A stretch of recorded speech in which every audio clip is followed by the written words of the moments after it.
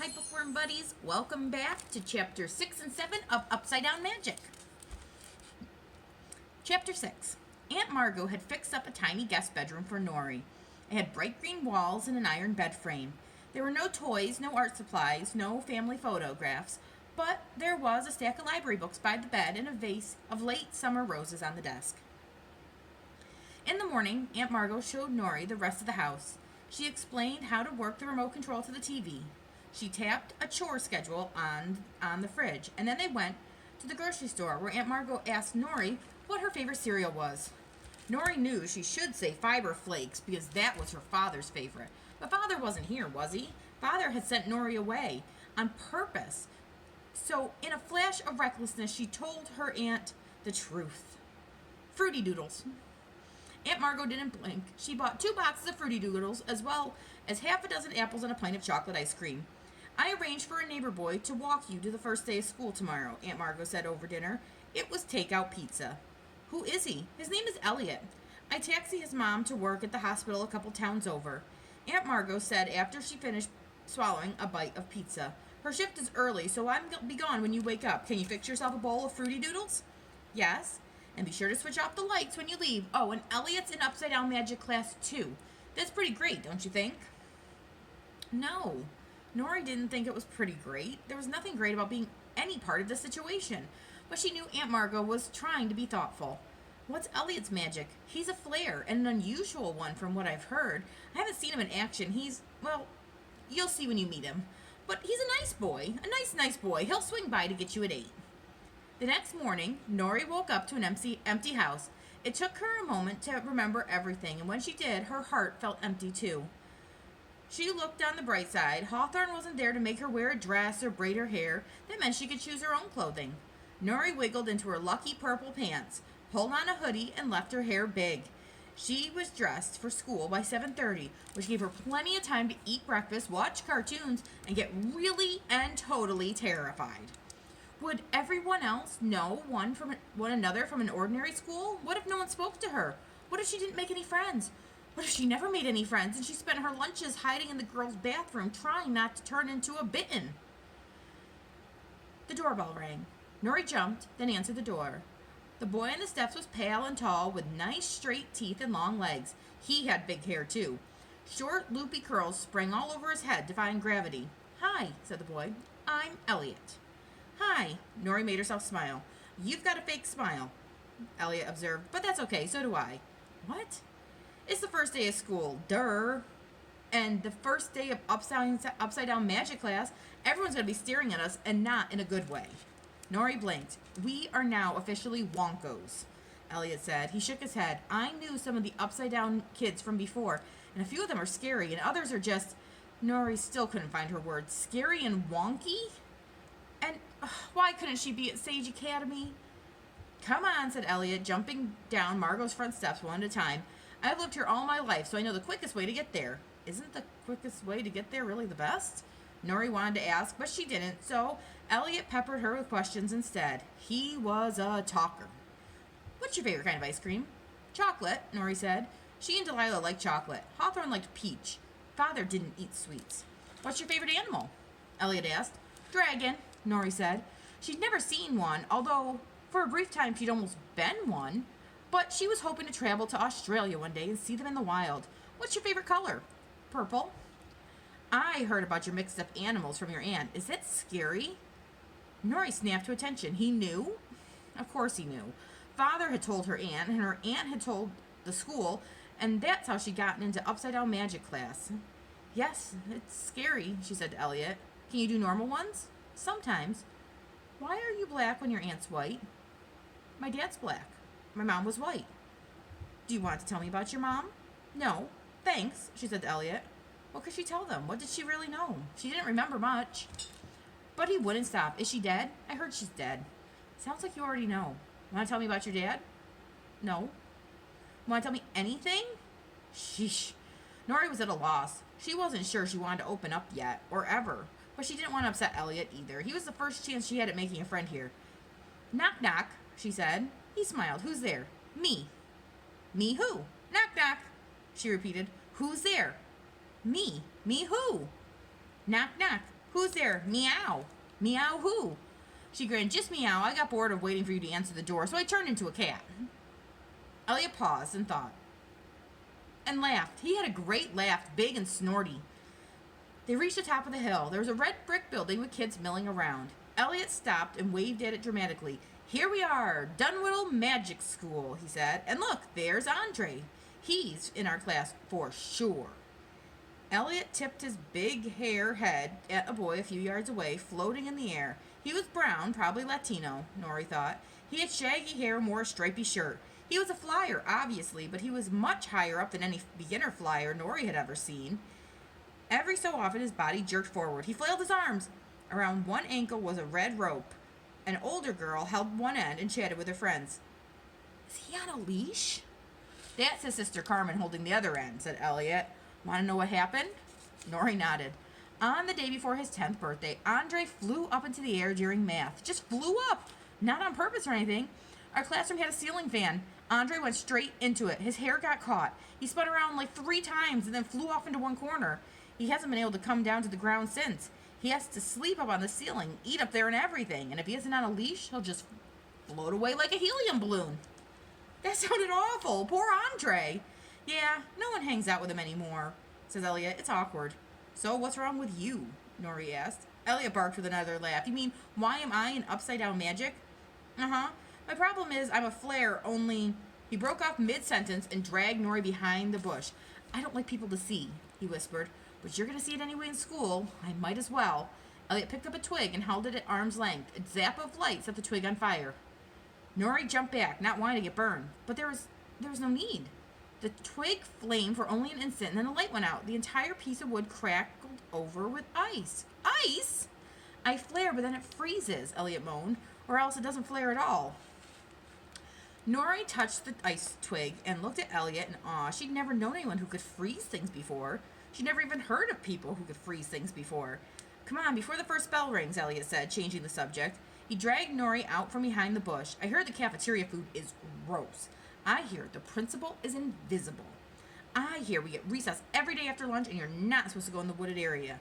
Still, everyone goes in there anyway. The lunch duty ladies don't pay good attention. Oh, and watch out for Pepper. Pepper will definitely be in our class, which is not good news. It's not? Nori said, why? Pepper's an upside-down fuzzy. In other words, a fierce.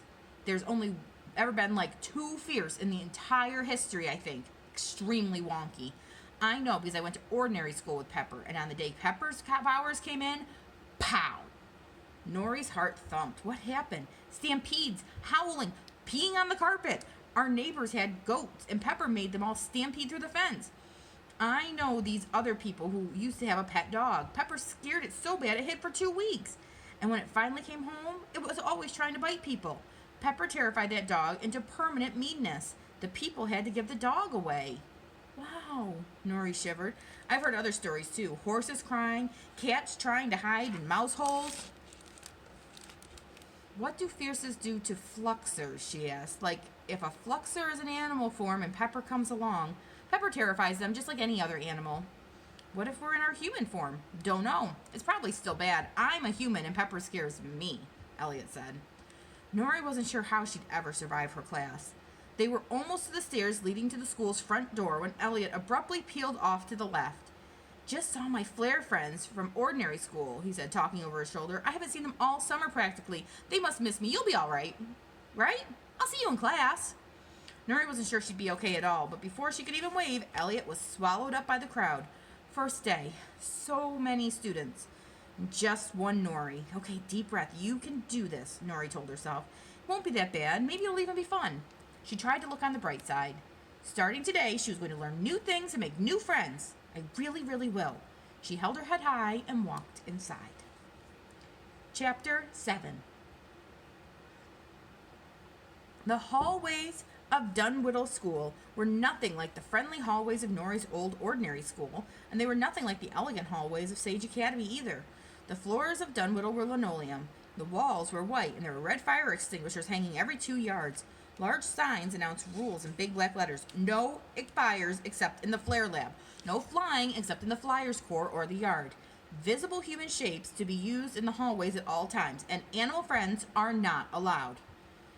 Not everyone was obeying these rules, however. Two big fuzzy boys had mice peeking out of their jacket pockets. Several flyers were hovering 2 feet off the floor, talking about their summer vacations.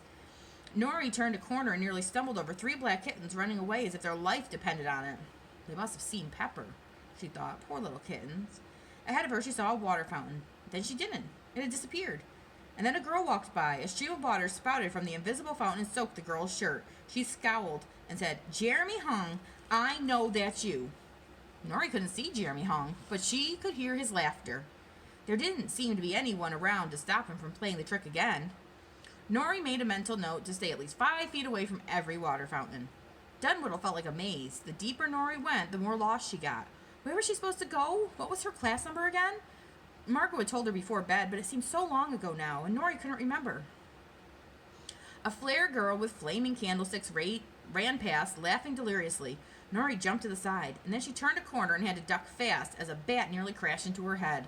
Ah! She hadn't been in school more than 10 minutes, and already she needed a break. She looked around and found a door marked supply closet. Very cautiously, she opened the door and found a nice, ordinary supply closet. Phew. She could rest there for a minute. Without anyone noticing, Nori slipped inside and let out a shaky sigh. It was dim, but not completely dark. There was a window at the top of the door. Nori saw brooms and mops and buckets in the back. Metal shelves lined the walls and stocked with cleaning products. It was about 25 fire extinguishers and way too many bags of kitty litter. Nori sank to the floor. She drew her legs into her chest and propped her arms on her knees. Deep breaths, she told herself. Look on the bright side, remember? Would you like a lemon drop? A voice asked. Nori's head snapped up. She peered into the shadows.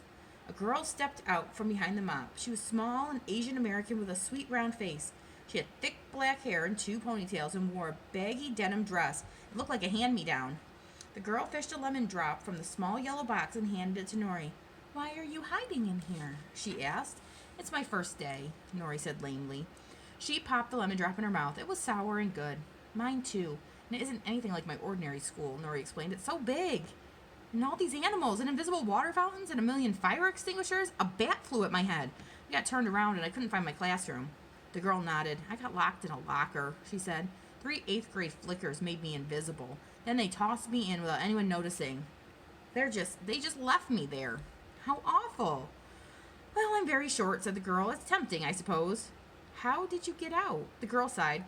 Principal Gonzalez is a flicker. He heard me banging on the locker. He opened it and made me visible again. Then he told me to go right to class, but I saw some mean 8th graders coming down the hall looking for more victims, so I ducked in here instead. I have to go to class for wonky kids, Nori blurted, almost surprising herself. Everyone in the class is going to be wonky, too. Can you think of anything more terrible? The kids who are normal are going to make fun of us the whole year. I just know it. The girl nodded. Upside-down magic. They put me in that class, too. They did? Why? The girl checked her watch. Class starts in 1 minute, she said. She extended her hand and helped Nori up. It'll be okay. Maybe. Come on. They slipped out of the supply closet. Nori crept close to her new friend as they strode down the hall. They stopped a few feet in front of the classroom. Room 151, said the girl. This is it. Miss Starr's class. Nori grabbed her arm. Hey, watch out for a kid named Pepper, she whispered. Fierce, and only been 2 in the whole world. He's super dangerous, even to humans. The girl looked shocked. What? We should sit together, said Nori. Okay, we can protect each other from Pepper. The girl looked at her funny and opened the classroom door. The room inside was bright and sunny, and 8 desks were on one side and a large carpeted area on the other. A stack of mats were rolled up in one corner, and a pile of yellow umbrellas leaned against the wall. A large cupboard with a glass door was filled with what looked like brightly colored sweaters. Another held art supplies. There was a bookshelf stuffed with paperbacks. A poster on the wall read, Remember the kid who gave up? Neither does anyone else. There were still fire extinguishers all along the wall, but at least it was a cheerful room. Miss Starr walked towards them as they entered. She had perfect posture and bright lipstick. She had darker skin than Nori, and her hair was up in a bun. Her bright yellow cardigan matched the shirt, a shirt with yellow polka dots. She ushered Nori and the girl with lemon drops into the room. Our last 2 students, she said. Welcome, welcome. I'm Miss Starr. Nori looked at her classmates. 8 desks were 2 rows of 4. 2 girls and 2 boys sat in front. Elliot was by himself in the back row. He gave Nori a quick wave. Nori smiled back. The 3 desks nearest to him were empty. Andre floated on the ceiling with his red leash dangling down. One of the empty desks was probably his. That left 2 empty desks, one for Nori and one for the lemon drop girl. So everyone in the class was here. 8 desks, 8 kids. Nori studied the two boys in the front row, trying to figure out which one was Pepper. One was large, freckled blonde boy with a ruddy skin and thick eyebrows. Maybe even a little thuggish-looking eyebrows. He wore a sports jersey. The other was a darker, wiry boy with short hair and a hole in his jeans. He slumped in his chair and spun a pencil in his fingers. Nori guessed Pepper was a large, thuggish one. She was scared of him already. Miss Star shook Nori's hand. "You're Eleanor Horace, yes?" "Yes, but I go by Nori." "Class, say hello to Nori Horace." "Hello, Nori Horace," they chorused. Miss Star turned to the lemon drop girl, and well, here you are. She smiled at the girl that she already knew and liked her. "Class, say hello to Pepper Fan." "Hello, Pepper Fan." Nori gulped. "Pepper?" Did Miss Star just say Pepper? The thuggish boy wasn't Pepper the Fierce. The girl with the lemon drops was Pepper the Fierce. Nori's vision blurred and her heart sped up. Her body started to tingle. Oh no, oh no, oh no. Fur, tail, claws, teeth. And there, in the first period of the first day at school, Eleanor Boxwood Horace turned into a Bitten. All right, friends, I'll see you tomorrow for the next chapters. Till then, bye!